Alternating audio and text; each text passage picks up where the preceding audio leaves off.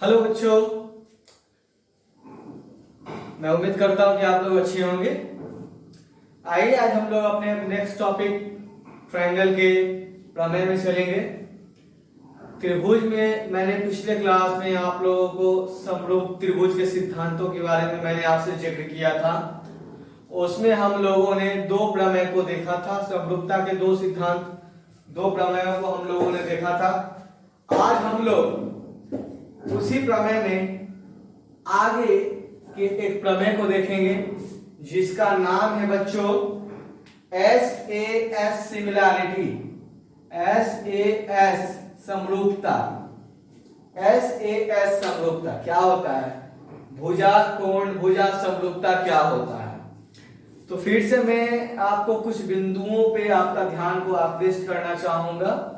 जैसा कि आप लोग को मैंने बताया था कि समरूपता के लिए बच्चों सबसे पहला हो क्या, दो ही शर्त होता है। उनके संगत कोण यदि बराबर हो तो त्रिभुज समरूप होंगे, और यदि उनके भुजाएं समानुपाती हो तब भी त्रिभुज समरूप होंगे। यदि ये दो सिद्धांत हमें मिलते हैं तो त्रिभुज समरूप होते हैं। तो यहाँ पे बच्चों इस प्रमेय में हमको पढ़ना है SAS सिमिलैरिटी, भुजा कोण भुजा समरूपता। तो यहाँ पे मैंने यहाँ स्टेटमेंट प्रमेय लिखा हुआ है बच्चों, यदि किसी त्रिभुज का एक कोण, किसी भी त्रिभुज का एक कोण, तो हम सबसे पहले दो त्रिभुज ले लेते हैं।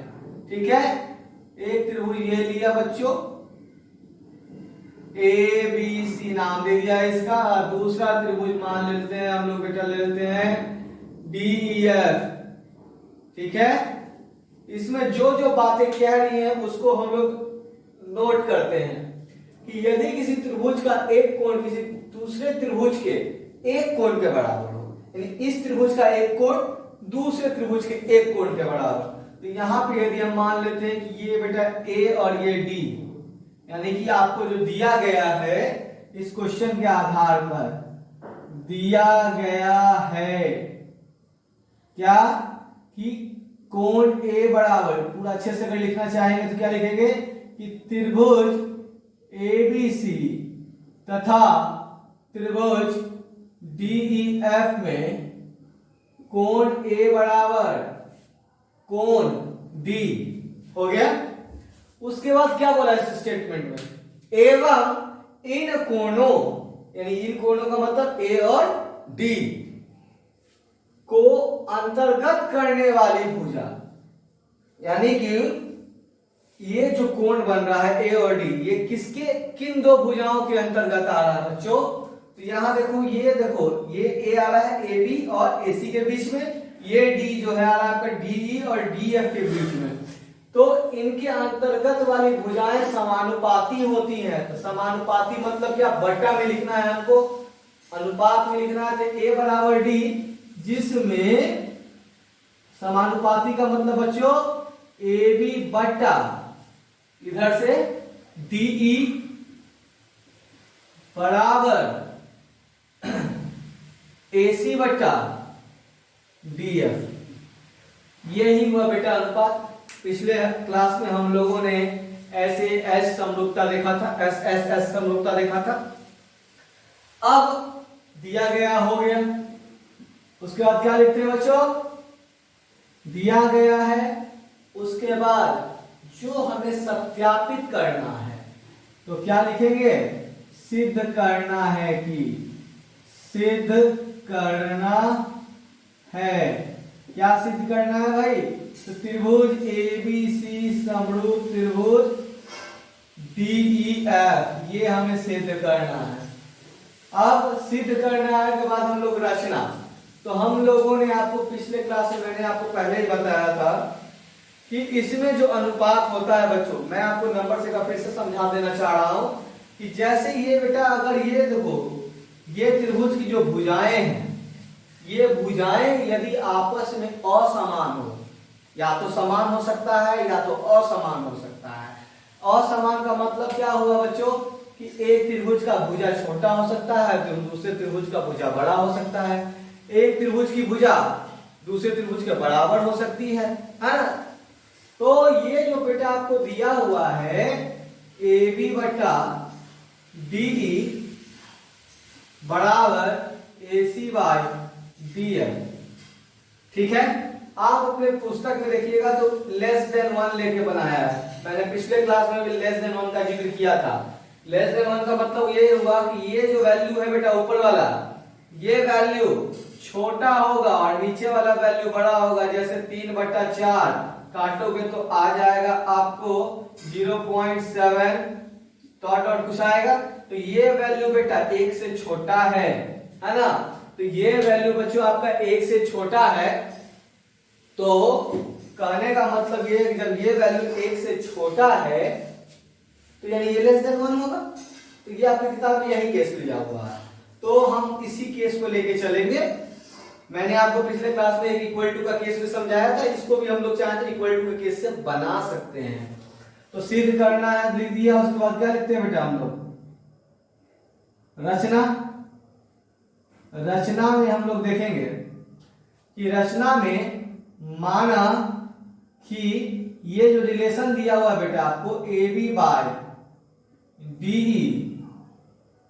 Equal to A C by D F, ये वैल्यू आपका लेस देन 1 है। लेस देन 1 का मतलब क्या है, डीई ए बी से बड़ा होगा, डीएफ ए सी से बड़ा होगा। ठीक है, तो जब ऐसा रिलेशन है तो डीएम बराबर ए बी तथा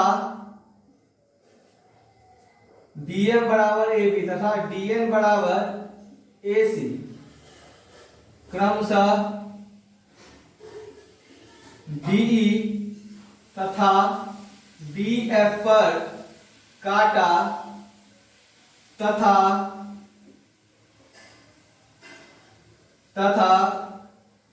एमएन को मिलाया।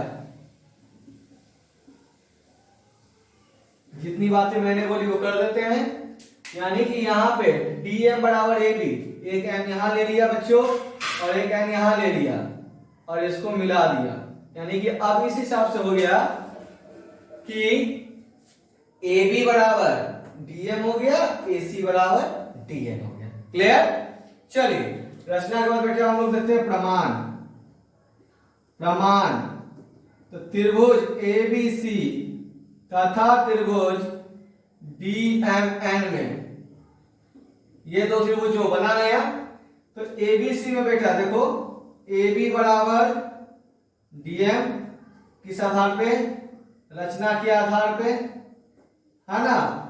कोण ए बराबर कोण डी ये आपको दिया गया है और एसी बराबर डीएन ये भी रचना के आधार पर, रचना के आधार रहेगा। रचना से सीधा लिखिए तो इजी पड़ेगा।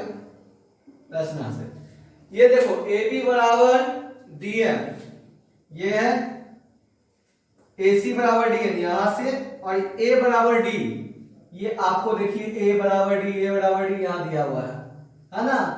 ये A बराबर डी ये जो दिया हुआ है इसको हमने नोट कर लिया। अब इतना करने के बाद तो यहां देखिए भुजा, कोण, भुजा, ये जो त्रिभुज है बच्चों, त्रिभुज ABC सर्वांगसम हो जाएगा त्रिभुज डीएमएन के किस नियम के तहत, SAS सर्वांग समता अभिगृहित से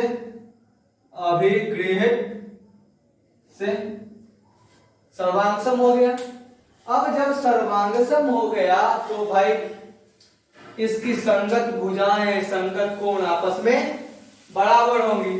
तो उस हिसाब से अगर हम लोग अब देखेंगे तो अब सर्वांगसम जब हो गया ये, तब अब हम लोग क्या देखेंगे कि ABC और DMN हम लोग यहाँ कुछ कोण का नंबरिंग कर लेते हैं, कन्वीनियंट पड़ेगा। 1 2 3 4 5 6, ठीक है। अब हम लोग कर लिया हमने ऐसा। अब हम यहाँ पे देखेंगे कि यहाँ AB बराबर DM, तो ये रहा AB के सामने कोण है 2, AB DM के बराबर है और DM के सामने कोण है 4। तो हम लिखेंगे एंगल 2 बराबर एंगल 4। ठीक है, कोई दिक्कत नहीं। अब AC के सामने बेटा 1 और AC किसके बराबर है, DM के, DM के सामने 3। तो ये जो रिजल्ट आया बेटा आपका CPCT का रिजल्ट है, जिसको हम लोग क्या बोलते हैं, corresponding part of congruent triangle. Okay, अब हम लोग जो अनुपात पुनः या अब यहां पे हम लोग इसको 1 मान लेंगे, छोड़ देते हैं इक्वेशन 1। अब हम लोग को दिया गया है बेटा AB by DE equal to AC by DF दिया हुआ है, या इस AB को बेटा हम लोग यहां से DM से रिप्लेस कर सकते हैं और AC को DM से। तो रिप्लेस कर देंगे हम लोग, AB को बच्चों किससे रिप्लेस करेंगे, DM से, DM बाई DE और AC को DN से, तो DN बाई DF। यहां लिख देते हैं कहां से रिप्लेस हुआ है, रचना से, कोई दिक्कत नहीं, ये वैल्यू रचना से रिप्लेस कर दिया हमने। अब जब ये रिप्लेस हो गया तो अब हम यहां पे देखेंगे, फिर से याद कीजिएगा थेल्स का विलोम में क्या था कि DM by DE, DM by DE, DN by DF। तो जब इस प्रकार का रिलेशन आ गया तो उस हिसाब से बच्चों ये जो Mn है वो किसके समानांतर होगा, यहां लिख देंगे क्या, देयरफॉर थेल्स के विलोम से, थेल्स के विलोम से Mn समानांतर EF। जब बच्चों Mn और EF जब समानांतर हो जाएगा तो देयरफॉर एंगल 3 बराबर एंगल 5, एंगल 4 बराबर एंगल 6। ये क्यों होगा बच्चों, जब समानांतर है तो ये संगत कोण बनेगा, है ना। ये जब ये Mn और ये EF आपस में समानांतर हैं तो ये संगत कोणों का युग्म बनेगा। ठीक है, अब इसको मान लेते हैं हम लोग इक्वेशन नंबर 2, 1 और 2 को कंपेयर करेंगे 1 और 2 से। ठीक है, मैंने लिख दिया। अब यहां देखिए बच्चों, यहां 2 बराबर 4 है और यहां 4 बराबर 6 है, यहां 1 बराबर 3 है, यहां 3 बराबर 5 है। तो जब कंपेयर करेंगे, जब चलिए पहले इसको लेते हैं 1 और 3 को, 3 और 5 को, तो 1 3 के बराबर, 3 5 के बराबर, इसका मतलब क्या, 1 बराबर 5 तथा 1 बराबर 5। अब इसको लेंगे 2 और 4, यहां 4 और 6, इसका मतलब क्या, 2 बराबर 6, 2 बराबर 6। ठीक है, ये रिलेशन आया। तथा अब इस रिलेशन के बाद एक यहां देखो, ये रहा बेटा आपका 1 नंबर, ये रहा 5 नंबर, 2 रहा ये रहा 6 नंबर। यानी कि त्रिभुज ABC में, त्रिभुज DEF में 1 बराबर 5, 2 बराबर 6, ये कोण बराबर 1 5 2 6। और तथा दिया गया है कि कोण A बराबर कोण D, A बराबर D, तो आपको यहीं पे दिया हुआ है। तो अब हमको क्या प्राप्त हुआ कि त्रिभुज ABC में और त्रिभुज DEF में 1 बराबर 5, 1 बराबर 5, 2 बराबर 6, A बराबर D, यही मिला हमको। तो जब ऐसा हुआ बच्चों, तो यहां पे थोड़ा सा हम देख लेते हैं। अब जब ऐसा हुआ कि देयरफॉर त्रिभुज ABC तथा त्रिभुज DEF में क्या क्या है आपका, एंगल 1 बराबर एंगल 5, एंगल 2 बराबर एंगल 6 और A बराबर एंगल D। ये सब देखो, ये सारा रिलेशन यहां पर आ चुका है, ये सारा, ये इतना रिलेशन। तो यहां लिख देंगे कहां से, उपरोक्त से जब कोण बराबर, तो मैंने आपको बताया क्या कि भुजाएं समानुपाती हो या कोण बराबर हो तो त्रिभुज क्या होंगे, समरूप है कि नहीं? तो देयरफॉर त्रिभुज एबीसी समरूप हुआ त्रिभुज डीईएफ के किस नियम से? ए से, है ना? ये थोड़ा इजी था पिछले के अकॉर्डिंगली, तो थोड़ा सा अब आप लोग इसको इस हिसाब से देख सकते हैं। मैं आपको इसका एक और ट्रिक बताऊंगा, तो पहले लेकिन आई होप कि ये आपको इजली, ये टॉपिक आपको इजली यहां तक बिल्कुल अच्छे से समझ में आ गया होगा, है कि नहीं? चलिए, तो अब हम लोग थोड़ा सा इसके दूसरे चरण में चलते हैं। दूसरे चरण मतलब इसी प्रमेय को एक और आधार पे। तो जैसे पिछले में मैंने आपको यहाँ पे ये जो रिलेशन था बेटा लेस देन 1 लेके बनाया है, मैंने आपको पिछले क्लास में इक्वल टू 1 से ही बताया था। तो आज आइए हम लोग इक्वल टू 1 से भी इसको देख लेते हैं। ओके, तो आई होप आपको ये वाला टॉपिक समझ में आ गया होगा। तो हम लोग आगे बढ़ते हैं, ठीक है? चलिए, तो अब हम लोग इक्वल टू 1 के रिलेशन से देखेंगे। फिगर में मिटा देता हूं, फिर से फिगर में बना लूंगा, ठीक है? चलिए पहले फिगर फिर से बना लेते हैं। ये कर दिया मैंने ए बी सी, ये कर दिया बच्चों मैंने डी ई एफ, ठीक है? और यहाँ पे ये जो था रचना में इक्वल टू 1 मान लिया, कोई दिक्कत नहीं। अब प्रमाण में आइए। प्रमाण यहां A B by D equal to 1 लेंगे, तो ए बी बराबर बेटा ये क्रॉस मल्टीप्लाई होगा डी, इसको इक्वेशन 1। पुनः A C by D F, इसको बेटा 1 लेंगे, ये भी क्रॉस मल्टीप्लाई होगा, तो ए सी बराबर क्या आ जाएगा? डी एफ, इसको मान लेंगे इक्वेशन नंबर 2।